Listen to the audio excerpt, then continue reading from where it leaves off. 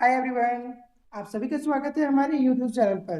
आज मैं लेकर आया हूँ सेमेस्टर 1 25-29 सेशन का ज्योग्राफी एसी पेपर का क्वेश्चन सेट, वो भी इम्पोर्टेंट क्वेश्चन जो आप सभी के एग्जाम के लिए काफी इंपॉर्टेंट हो सकता है। इस पेपर को मैंने डिजाइन किया है दोनों लैंग्वेज में, English medium and Hindi medium, ताकि दोनों टाइप के स्टूडेंट्स अपना एग्जाम में लिख सकें। तो देर ना करते हुए हम क्वेश्चन सेट को स्टार्ट करते हैं पढ़ना। तो देखिए, पहला यूनिट हमारा क्या लिखा हुआ है। Unit 1, origin of earth, interior of earth, earthquakes and volcanoes, आपके यूनिट 1 का चैप्टर है। इसका पहला क्वेश्चन क्या दिया गया है हमारा, इंग्लिश और हिंदी दोनों मीडियम में। पहला इंग्लिश मीडियम में, what is the approximate age of the earth. Earth का अप्रोक्सीमेट एज कितना है, अबाउट 4.6 बिलियन ईयर्स। ठीक है। हिंदी में, पृथ्वी की अनुमानित आयु कितनी है, लगभग 4.6 अरब वर्ष। याद रखिएगा। Who propose the nebular hypothesis, तो Immanuel Kant and Laplace. Hindi में नेबुलर परिकल्पना किसने दी, इमैनुअल कांट एंड लैपलास। ठीक है। क्वेश्चन नंबर 3 क्या है हमारा, what is the outermost layer of the earth. ये सभी को पता है, क्या होगा हमारा, क्रस्ट। पृथ्वी का सबसे बाहरी परत क्या है, भूपर पट्टी। Which instrument measures earthquake, seismograph. भूकंप मापने का यंत्र क्या कहलाता है, सिस्मोग्राफ कहलाता है। What is the point inside the earth where an earthquake originates, that is focus, जिसे हम हाइपोसेंटर भी कहते हैं। पृथ्वी के अंदर भूकंप उत्पन्न होने का बिंदु क्या कहलाता है, फोकस या उद्यम केंद्र। ठीक है। क्वेश्चन नंबर 6 हमारा क्या है, what is the point on the surface directly above the focus cold, that is epicentre. Epicentre में हम याद रखिएगा, फोकस के ठीक ऊपर पृथ्वी की सतह पर स्थित बिंदु क्या कहलाता है, उपकेंद्र कहलाता है, जिसे हम एपिसेंटर कहते हैं। What is magma that reaches the surface called, that is lava. पृथ्वी की सतह पर पहुंचने वाला मैग्मा क्या कहलाता है, lava. Which layer of the earth lies between crust and core, that is mantle. ठीक है। इसके बाद हमारा है हिंदी में, भूपर पट्टी और कोर के बीच की परत कौन सी है, that is mantle. What scale measure earthquake magnitude, that is Richter scale. ठीक है। हिंदी में देखिए क्या लिखा है वो क्वेश्चन आपका, भूकंप की तीव्रता मापने का पैमाना क्या है, दैट इज रिक्टर पैमाना। हिंदी के लिए, name one famous volcano of the world, that is mount Fuji. विश्व के किसी एक प्रसिद्ध ज्वालामुखी का नाम बताइए, दैट इज माउंट फूजी। अब आया यूनिट 2 के बारे। यूनिट 2 में देखिए क्या लिखा है आपका टॉपिक का नाम, evolution of landform, fluvial, glacial, aeolian and coastal.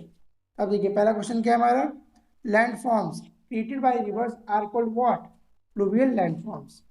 नदियों द्वारा निर्मित स्थल रूप क्या कहलाता है, नदीय स्थल रूप कहलाता है। What is the deposition of the mouth of a river called, that is delta. नदी के मुहाने पर बने निक्षेप को क्या कहते हैं, उसे हम डेल्टा कहते हैं। Which agent forms sand dunes, winds. इसका हिंदी टॉपिक क्या लिखा है, मतलब हिंदी में क्या लिखा है, बालू की टीले किस कारक से बनते हैं, तो वो बनते हैं पवन से। किससे बनते हैं, पवन से। Landforms formed by glaciers are called what, glacial landforms. हिम नदों द्वारा बने स्थल रूप क्या कहलाते हैं, हिम नदीय स्थल रूप कहलाते हैं। What is a you shift valley formed by, तो वो होगा ग्लेशियर्स। यू आकार की घाटी किससे बनती है, हिमनद से बनती है, जिसे हम ग्लेशियर्स कहते हैं। क्वेश्चन नंबर 6 क्या है, व्हाट इज सी क्लिफ, तो उसका होगा answer a steep rock face along the coast. ठीक है। हिंदी में, समुद्री खड़ी चट्टान को क्या कहते हैं, समुद्री चट्टान कहते हैं। Question number 7, what is erosion, तो क्या होगा इसका answer, wearing away of land by natural agents. Hindi में, अपर्दन क्या है, प्राकृतिक कारकों द्वारा भूमि का क्षरण होना, उसे हम अपर्दन कहते हैं। Question number 8, which process forms meanders in reverse, river erosion and deposition. इसका आंसर याद रखिएगा। नदियों में मियांडर किस प्रक्रिया से बनते हैं, अपर्दन और निक्षेपण से। Question number 9, which landform is created by wind deposition, तो होगा उसका सैंड ड्यून। हिंदी में, पवन निक्षेप से बनने वाला स्थल रूप कौन सा है, तो बालू का टीला। क्वेश्चन नंबर 10 क्या आपका, what is the meaning point of land and sea called, that is coast. भूमि और समुद्र के मिलने के स्थान को क्या कहते हैं, तट कहते हैं। अब यूनिट 3 के बारे, यूनिट 3 में कौन सा टॉपिक है हमारा, unit 3 atmosphere, pressure bands, planetary winds, climatic reason. Question number 1, what is the lowest layer of the atmosphere? That is troposphere. वायुमंडल की सबसे निचली परत कौन सी है? क्षोभ मंडल।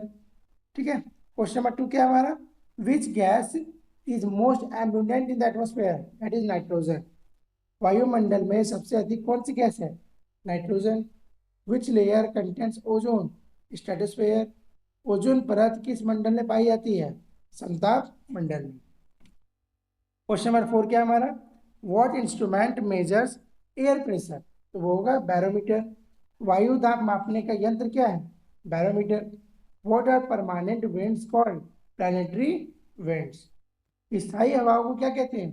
ग्रहीय हवा या ग्रहीय पवन। अगला क्वेश्चन क्या है? Trade winds blow from where to where? तो from subtropical high pressure to equatorial low pressure. याद रखिएगा। व्यापारिक पवन कहाँ से कहाँ बहती है? उपोषण उच्च दबाव से विषुवतीय निम्न दबाव की ओर बहती है। ठीक है। क्वेश्चन नंबर 7 क्या है हमारा? विच pressure belt lies at the equator? The equatorial low pressure belt lies on the equator. विषुवत रेखा पर कौन सा दबाव क्षेत्र पाया जाता है? तो विषुवतीय निम्न दबाव क्षेत्र पाया जाता है। What is the climate? The average weather condition of a place over a long period is called climate. जलवायु क्या है? किसी स्थान का दीर्घकालीन औसत मौसम को हम क्लाइमेट कहते हैं। Who classified world climatic regions? Vladimir Koppen. विश्व के जलवायु क्षेत्रों का वर्गीकरण किसने किया? Vladimir Koppen. अब क्वेश्चन नंबर 10 क्या है हमारा?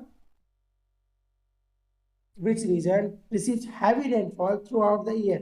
That is equatorial region. वर्षा भर अधिक वर्षा किस क्षेत्र में होती है? विषुवतीय क्षेत्र में। अब आ रही है यूनिट 4 जिसके टॉपिक के नाम है क्या? Human races, religion, languages, world pollution. इसका क्वेश्चन नंबर 1 क्या है हमारा? What is population density? Number of people per square kilometre is the population density. जनसंख्या घनत्व क्या है? प्रति वर्ग किलोमीटर में जनसंख्या की जो संख्या होती है उससे हम जनसंख्या घनत्व कहते हैं। क्वेश्चन नंबर 2 क्या है हमारा? Which continent has the largest population? तो क्या होगा? एशिया। सबसे अधिक जनसंख्या वाला महाद्वीप कौन सा है? तो वो कौन सा है? Asia. What is the study of population called? That is demography. Hindi में जनसंख्या के अध्ययन को क्या कहते हैं? जनसंख्यायिकी। ठीक है। विच religion has the largest follower in the world? That is Christianity. विश्व में सबसे अधिक अनुयायी धर्म कौन सा है? ईसाई धर्म। उसके बाद question number 5, what is the most spoken language in the world? Mandarin Chinese, क्योंकि उसकी पॉपुलेशन बहुत अधिक है। विश्व में सबसे अधिक बोली जाने वाली भाषा कौन सी है? वो मंदारिन चाइनीज है। What is the population growth? Increase in population over time. जनसंख्या वृद्धि क्या है? समय के साथ जनसंख्या में वृद्धि को हम जनसंख्या वृद्धि कहते हैं। क्वेश्चन नंबर 7 क्या है? Which country has the large highest population? That is India. सबसे अधिक जनसंख्या वाला देश कौन सा है? भारत। What is migration? Movement of people from one place to another, उसे माइग्रेशन कहते हैं। प्रवास क्या है? लोगों का एक स्थान से दूसरे स्थान पर जाना, उसे प्रवास कहते हैं। What is the birth rate? Number of birth पर 1000 per year is called birth rate. ठीक है। इसका हिंदी में जन्म दर क्या है? तो जन्म दर क्या है? प्रति 1000 जनसंख्या प्रति वर्ष जन्मों की संख्या। What is the death rate? Number of deaths पर 1000 पीपल पर ईयर। ठीक है। इसका हिंदी में मृत्यु दर क्या है? प्रति 1000 जनसंख्या प्रति वर्ष मृत्यु की संख्या, उसे हम कहते हैं मृत्यु दर। हाँ, तो यह थे आपके 1 मार्क्स के इंपॉर्टेंट क्वेश्चंस कुछ जो आप सभी के एग्जाम के लिए इंपॉर्टेंट हो सकते हैं। अब बात करेंगे लॉन्ग आंसर टाइप क्वेश्चंस के बारे में जो आपके एग्जाम के और भी इंपॉर्टेंट है। जैसे यूनिट 1 से भी कुछ क्वेश्चन दिए गए हैं, यूनिट 2, यूनिट 3, यूनिट 4 से भी, ताकि हर एक टॉपिक आपका कवर हो सके। तो पहला यूनिट का टॉपिक का नाम मैंने पहले भी बताया था, फिर बताता हूँ। Origin of earth, interior of earth, earthquakes and volcanoes. इसमें से मेरा पहला क्वेश्चन क्या है हमारा? Explain the origin of the earth and discuss the nebular hypothesis. Hindi में प्रश्न क्या है? पृथ्वी की उत्पत्ति की व्याख्या कीजिए तथा नेबुलर परिकल्पना का वर्णन कीजिए। तो इसका आंसर इंग्लिश में लिखा हुआ है, लेकिन मैं आपको हिंदी में समझाता हूँ ताकि सभी को समझ आ सके कि किसका मीनिंग क्या है। क्या लिखा है? पृथ्वी की उत्पत्ति सौर मंडल की उत्पत्ति से जुड़ी हुई है। वैज्ञानिकों के अनुसार पृथ्वी का निर्माण कब हुआ है? लगभग 4 अरब 60 करोड़ साल पहले हुआ है। पृथ्वी की उत्पत्ति को समझाने के लिए कई सिद्धांत प्रस्तुत किए गए हैं, जिनमें नेबुलर परिकल्पना सबसे अधिक स्वीकार की जाती है। नेबुलर परिकल्पना को सबसे पहले इमैनुअल कांट ने 1755 में प्रस्तुत किया था। बाद में लेप्लास ने 1796 में इसका अच्छे से विस्तार किया। इस सिद्धांत के अनुसार सौरमंडल प्रारंभ में गैस था, फिर धूल का विशाल घूमता हुआ बादल बना, उसके बाद ये जिसे नेबुला कहते हैं। ठीक है, नेबुला किसे कहते हैं? धूल का जब एक विशाल घूमता हुआ बादल बनता है उसे नेबुला कहते हैं। गुरुत्वाकर्षण बल के कारण यह नेबुला धीरे धीरे संकुचित होने लगा और इसकी घूर्णन गति बढ़ गई। घूमते घूमते ये चक्राकार रूप में फैल गया। इसके केंद्र में अधिकतर पदार्थ एकत्र होकर अत्यधिक गर्म और घना हो गया और अंततः सूर्य का निर्माण हुआ।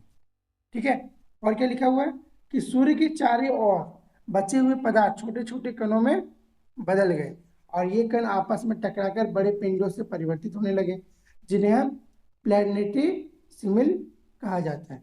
लाखों वर्षों तक टकराव और संलयन की प्रक्रिया से ग्रहों का निर्माण हुआ, जिनमें पृथ्वी भी शामिल है। प्रारंभिक अवस्था में पृथ्वी अत्यंत गर्म थी। धीरे धीरे पृथ्वी ठंडी होने लगी। ठंडा होने की प्रक्रिया में भारी तत्व जैसे लोहा और निकेल पृथ्वी के केंद्र में चले गए, जबकि हल्के पदार्थ ऊपर की ओर आ गए। इस प्रक्रिया को हम क्या कहते हैं? विभेदन। इसके परिणाम स्वरूप पृथ्वी की विभिन्न परतें बनी, जैसे कोर, मेंटल, भूपरपट्टी, और इसी में से जल वाष्प के संघनन से महासागर बनी और धीरे धीरे वायुमंडल का निर्माण हुआ। इस प्रकार नेबुलर परिकल्पना पृथ्वी और सौरमंडल की उत्पत्ति की वैज्ञानिक व्याख्या प्रस्तुत करती है। हाँ, तो इस तरीके का आंसर आप एग्जाम में लिख सकते हो। ठीक है, क्वेश्चन नंबर 2 क्या हमारा? Describe the interior structure of the earth. Describe the interior structure of the earth. पृथ्वी की आंतरिक संरचना का वर्णन कीजिए। इसका भी आंसर देखिए इंग्लिश में मैंने लिख दिया है ताकि किसी को प्रॉब्लम ना हो। इसको मैं आपको समझा देता हूँ कि इसका मीनिंग क्या होता है। पृथ्वी की आंतरिक संरचना विभिन्न परतों से बनी है, जो संरचना तापमान तथा घनत्व के आधार पर एक दूसरे से अलग है। पृथ्वी के अंदरूनी भाग का अध्ययन मुख्य रूप से भूकंप तरंगों के माध्यम से किया जाता है। पृथ्वी को मुख्य रूप से 3 भागों में बांटा गया है। पहला भूपरपट्टी, दूसरा मेंटल, तीसरा कोर।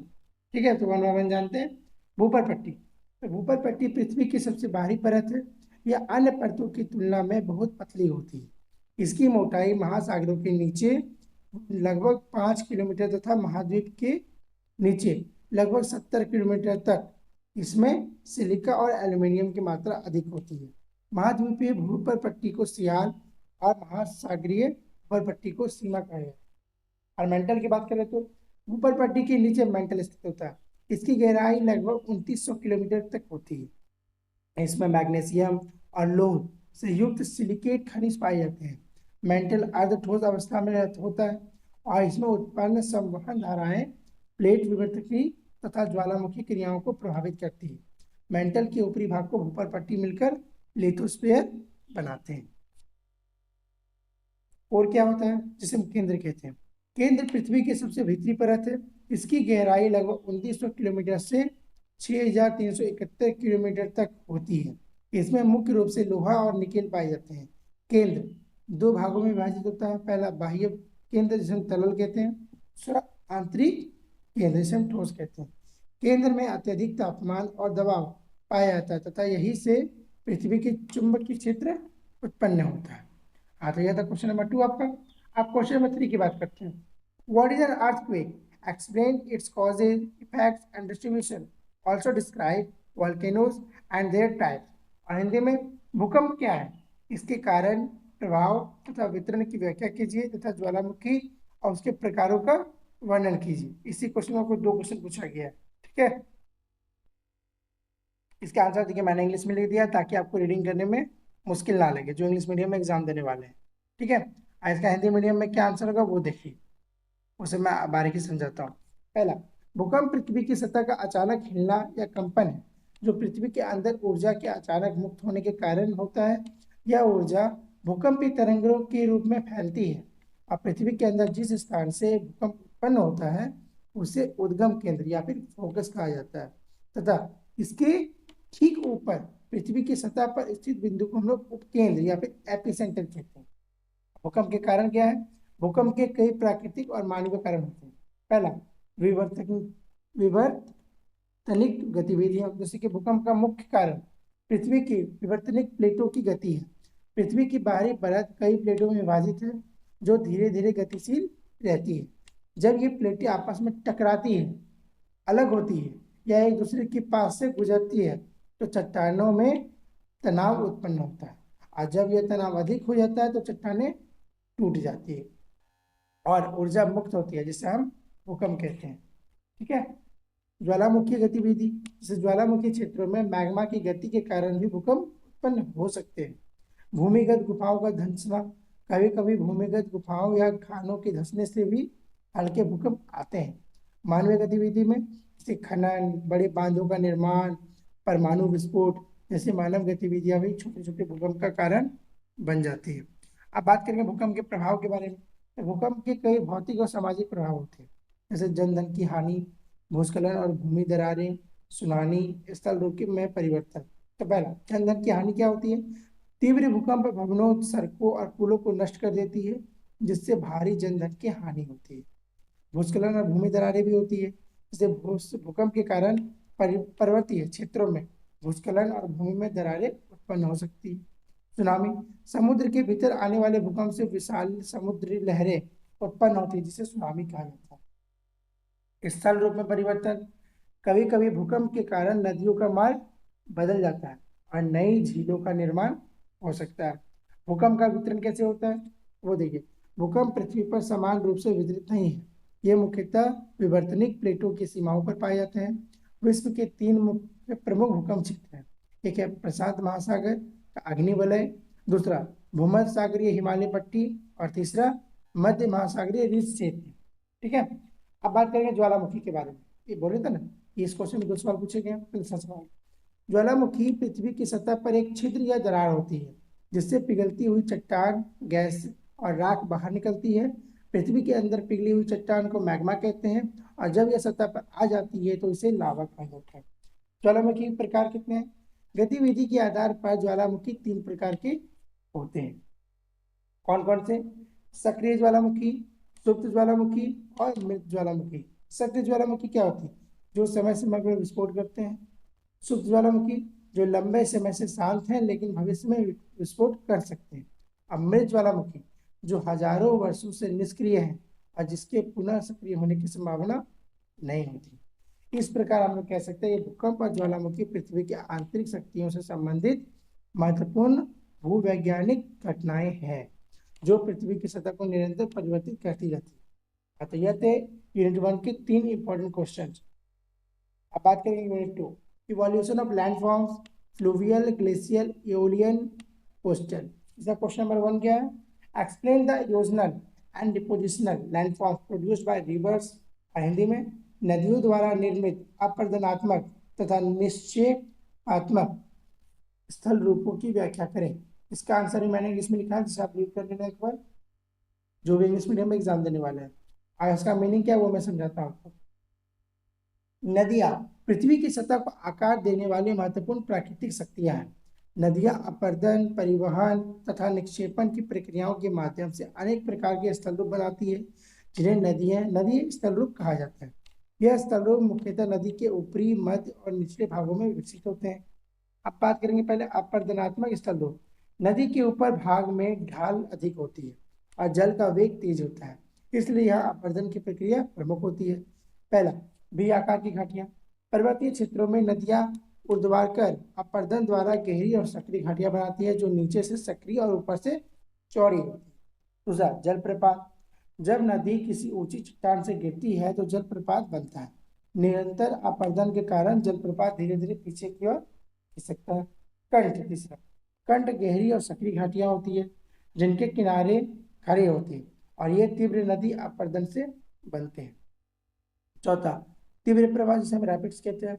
जब नदी का जल आसमान चट्टानों पर तेज गति से बहता है तो तेज तीव्र प्रभाव बनता है। उसके बाद पढ़ेंगे निक्षेपात्मक स्थल रूप। इसके कौन कौन से है ये देखिए। नदी के मध्य और निचले भाग में जल की गति कम हो जाती है और निक्षेपण की प्रक्रिया अधिक होती है। पहला, मेयांडर। नदी के घुमावदार मोड़ों का मेयांडर कहा जाता है। बाढ़ मैदान, बाढ़ के समय जमा हुआ अवसादों से बनने वाले विस्तृत और उपजाऊ मैदान। प्राकृतिक तटबंध, नदी के किनारों पर अवसादों के जमाव से बने हुए ऊंचे किनारे। डेल्टा क्या होती है? जब नदी समुद्र या झील से मिलती है तो अपने साथ लाए अवसादों को जमा करती है, जिससे डेल्टा बनता है। इस प्रकार नदियां पृथ्वी की सतह को निरंतर परिवर्तित करती रहती है। अब बात करें question number 2, describe the landforms produced by glaciers, wind and sea waves. और हिंदी में हिमनद, पवन तथा समुद्री तरंगों द्वारा निर्मित स्थल रूपों का वर्णन कीजिए। इसका भी आंसर आपका इंग्लिश में लिखा हुआ है, जिसे आप रीड कर लीजिएगा, जो आप सभी के लिए काफी हेल्पफुल होगा। इसका मीनिंग क्या था वो समझते हैं। पृथ्वी की सतह को विभिन्न प्राकृतिक शक्तियां निरंतर परिवर्तित करती रहती है। इनमें हिमनद, पवन तथा समुद्री तरंगे प्रमुख है। ये अपरदन, परिवहन और निक्षेपण की प्रक्रियाओं द्वारा अनेक स्थल रूपों का निर्माण करती है। हिमनद द्वारा निर्मित स्थल रूप हिमनद वर्ग के विशाल गतिशील पिंड होते हैं जो पर्वतीय और ध्रुवीय क्षेत्रों में पाए जाते हैं। अपरदनात्मक स्थल रूप सर्क, जिसे हम सर्क कहते हैं। सर्क कटोरी के आकार की घाटी होती है जो हिमनद के शीर्ष भाग में बनती है। दूसरा, अरीट, दो सर्कों के बीच बनने वाली तीखी पर्वतीय धार को अरीट कहते हैं। हॉर्न, कई हम हिम नदों के अपरदन से बनने वाली नुकीली पर्वतीय चोटी को हॉर्न कहा जाता है। यू आकार की घाटी, हिमनद जब नदी घाटियों को चौड़ा और गहरा कराते हैं तो यू आकार की घाटियां बनती हैं। और हैंगिंग वाली छोटी हिम नदी घाटी जब बड़ी घाटी से ऊंचाई पर मिलती है तो उसे हैंगिंग वाली घाटी कहते हैं या हैंगिंग वैली कहते हैं। निक्षेपात्मक स्थल रूप क्या है? उसे मोरेन, हिमनद द्वारा जमा किए गए मलबे के ढेर नुमा रेखाओं को मोरेन कहते हैं। ड्रमलिन क्या होता है? ड्रमलिन अंडाकार आकार की छोटी पहाड़ियां होती है जो हिम नदी निक्षेप से बनती है। एस्कर, हिमनद के नीचे बहने वाली धाराओं द्वारा बने लंबे टेढ़े मेढ़े निक्षेप को एस्कर कहते हैं। आउटवॉश मैदान, हिमनद के पिघले जल द्वारा जमा अवसादों से बनने वाले मैदान को हम आउटवॉश मैदान कहते हैं। दूसरा टॉपिक क्या है? पवन द्वारा निर्मित स्थल रूप। मरुस्थलीय क्षेत्रों में पवन एक महत्वपूर्ण भू आकृति शक्ति है, जिसमें अपरदनात्मक स्थल रूप कौन कौन से हैं? मशरूम शिला, अपसारणगत या डांग। और निक्षेपात्मक स्थल रूप में बालू के टीले, लोहे निक्षेप। तीसरा टॉपिक में क्या है? समुद्री तरंगों द्वारा निर्मित स्थल रूप में समुद्री तरंगे तटीय क्षेत्रों में अपरदन और निक्षेपण दोनों करती है। इसमें अपरदनात्मक स्थल रूप कौन से हैं?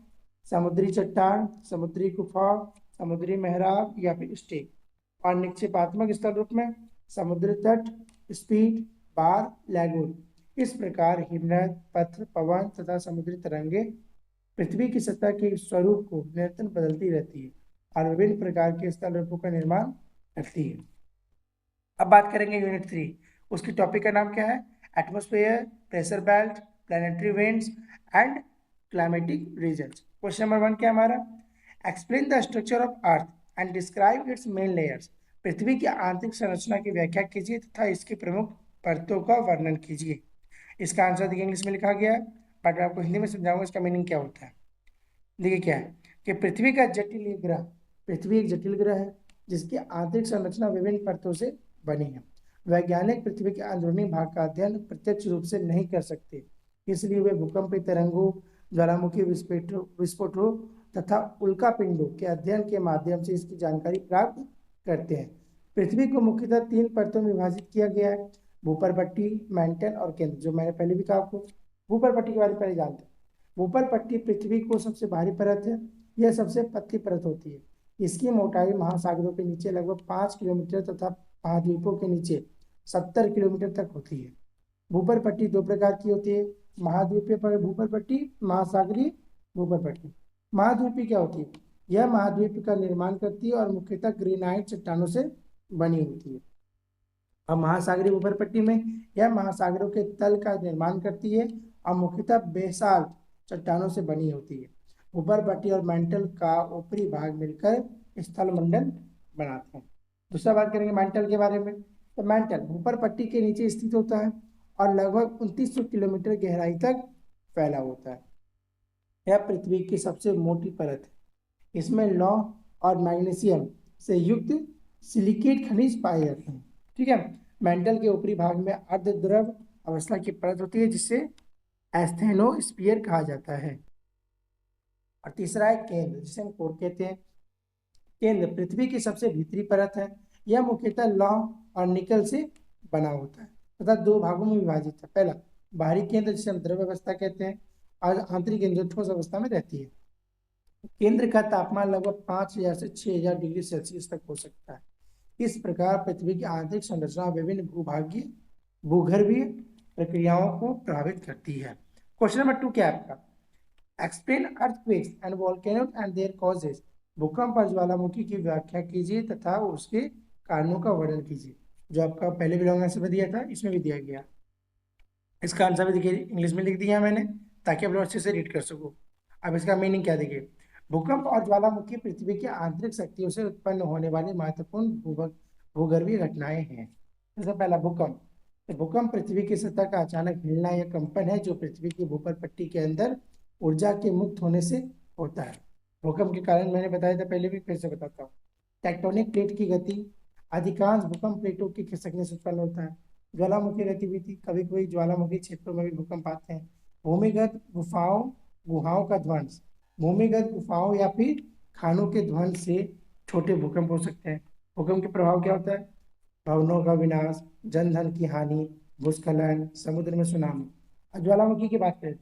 ज्वालामुखी पृथ्वी की भूपर पट्टी में वह छिद्र है जिससे लावा, गैस और राख बाहर निकलते हैं। ज्वालामुखी के कारण क्या है? पृथ्वी के अंदर मैग्मा के दबाव के कारण ज्वालामुखी विस्फोट होते हैं। ज्वालामुखी के प्रकार: सक्रिय ज्वालामुखी, सुप्त ज्वालामुखी, मृत ज्वालामुखी। और ज्वालामुखी के प्रभाव क्या होता है? ज्वालामुखी विनाश भी करते हैं और उपजाऊ मिट्टी तथा नए स्थल रूप भी बनाते हैं। अब बात करेंगे यूनिट 4 की। यूनिट 4 का टॉपिक क्या है? Human races, religion, language and world population. इसका पहला question, explain the composition and structure of the atmosphere. वायुमंडल की संरचना तथा संगठन की व्याख्या कीजिए। इसका भी आंसर देखिए इंग्लिश में लिखा हुआ है। अब मैं इसका मतलब समझाता हूँ क्या है। वायुमंडल पृथ्वी की चारों ओर घेरे हुए गैसों का आवरण। यह गुरुत्वाकर्षण बल के कारण पृथ्वी से जुड़ा रहता है और जीवन के लिए अत्यंत आवश्यक है। वायुमंडल सूर्य की हानिकारक किरणों से पृथ्वी की रक्षा करता है तथा तापमान को संतुलित बनाए रखता है। वायुमंडल का संगठन कैसे होता है? वायुमंडल विभिन्न गैस, जलवाष्प और धूल कणों से मिलकर बना है। प्रमुख गैस कौन कौन से हैं? नाइट्रोजन, जो 78% है। नाइट्रोजन वायुमंडल की सबसे अधिक मात्रा वाली गैस है। यह पौधों की वृद्धि के लिए आवश्यक होती है। दूसरा कौन सा? ऑक्सीजन, जो यहाँ पर 21% है, यानी कि 21%। ऑक्सीजन जीवों के श्वसन और दहन के लिए आवश्यक है। तीसरा आर्गन, जो 0.93% है। आर्गन एक निष्क्रिय गैस है। कार्बन डाइऑक्साइड, जो 0.03% है। यह प्रकाश संश्लेषण के लिए आवश्यक है तथा ग्रीन हाउस प्रभाव में महत्वपूर्ण भूमिका निभाती है। अन्य तत्व कौन से हैं? जलवाष्प, धूलकण, वायुमंडल के संरक्षण। जैसे जलवाष्प मौसम संबंधी घटनाओं जैसे बादल, वर्षा और तूफान के लिए जिम्मेदार है। धूलकण ये बादलों के निर्माण में सहायक होते हैं। वायुमंडल की संरचना, वायुमंडल को तापमान और ऊंचाई के आधार पर विभिन्न परतों में विभाजित किया गया। क्षोभमंडल, ट्रोपोस्फेयर, यह वायुमंडल की सबसे निचली परत है। इसकी ऊंचाई लगभग 8 से 18 किलोमीटर तक होती है। सभी मौसम संबंधी घटनाएं इसी परत में होती है। दूसरा समतापमंडल, जिसे स्ट्रेटोस्फेयर कहते हैं। यह परत क्षोभमंडल के ऊपर लगभग 50 किलोमीटर तक फैली होती है। इसमें ओजोन परत पाई जाती है। तीसरा है मध्यमंडल, जिसे मेसोस्फीयर कहते हैं। यह परत लगभग 50 से 80 किलोमीटर तक फैली होती है। इस परत में अधिकांश उल्काएं जलकर नष्ट हो जाती है। चौथा है तापमंडल, जिसे थर्मोस्फीयर कहते हैं। यह परत लगभग 80 से 400 किलोमीटर तक फैली होती है और रेडियो संचार के लिए महत्वपूर्ण है। पांचवा है बहिर्मंडल, एक्सोस्फीयर जिसे कहते हैं। यह वायुमंडल की सबसे बाहरी परत है जहां से अंतरिक्ष शुरू होता है। जिसे हम एग्जोस्फीयर कहते हैं। अब बात करेंगे क्वेश्चन नंबर 2। इसका क्वेश्चन क्या है? Explain the causes and types of winds. पवनों के कारण और उनके प्रकारों की व्याख्या कीजिए। इसका इंग्लिश आंसर एक बार रीड कर लेना। अब इसका मीनिंग समझते हैं। क्या लिखा है? पवन वायु का क्षैतिज प्रवाह है जो उच्च दाब क्षेत्र में निम्न दाब क्षेत्र की ओर चलता है। यह मौसम और जलवायु का महत्वपूर्ण तत्व है। जैसे पवनों के कारण क्या है? दाब का अंतर। पवन का मुख्य कारण वायु दाब का अंतर होता है। दूसरा, तापमान का अंतर। पृथ्वी की सतह के असमान ताप से दाब का अंतर उत्पन्न होता है। पृथ्वी का घूर्णन। पृथ्वी के घूर्णन के कारण कोरिओलिस बल उत्पन्न होता है जो पवनों की दिशा में प्रभावित करता है। चौथा है घर्षण। पृथ्वी की सतह पर घर्षण पवन की गति और दिशा को प्रभावित करता है। उसके बाद पवनों के प्रकार: स्थायी पवन, आवधिक पवन, अस्थानीय पवन। अब इसके मीनिंग समझते क्या होता है। तो स्थानीय पवन क्या है? ये पवन पूरे वर्ष एक निश्चित दिशा में बहती है, जैसे कि व्यापारिक पवन है, पछुआ पवन और ध्रुवीय पवन। दूसरा आवधिक पवन होता है, ये पवन समय के साथ अपनी दिशा बदलती है, जैसे मानसून पवन। स्थल और समुद्री पवन समीर, पर्वत और घाटी समीर। तीसरा है स्थलीय स्थानीय पवन। ये पवन सीमित क्षेत्र में बहती है, जैसे लू भारत में कहीं कहीं, चिनूक, फोहान। इस प्रकार पवन पृथ्वी की जलवायु और मौसम को प्रभावित करने में महत्वपूर्ण भूमिका निभाती है। हाँ, तो यह थे आपके ज्योग्राफी एसी पेपर, जिसे हम एसोसिएटेड कोर, उस पेपर का इंपॉर्टेंट क्वेश्चन जो आप सभी के एग्जाम के लिए काफी इंपॉर्टेंट हो सकता है। इसलिए इस वीडियो को एक बार नहीं तो 2 बार जरूर देखिएगा, ताकि आपके एग्जाम में एक भी क्वेश्चन छूटे नहीं। और काफी स्टूडेंट्स मुझसे सवाल पूछ रहे थे कि सर क्या इतना पढ़ना काफी होता है, सिर्फ एक वीडियो देखने में हो जाएगा?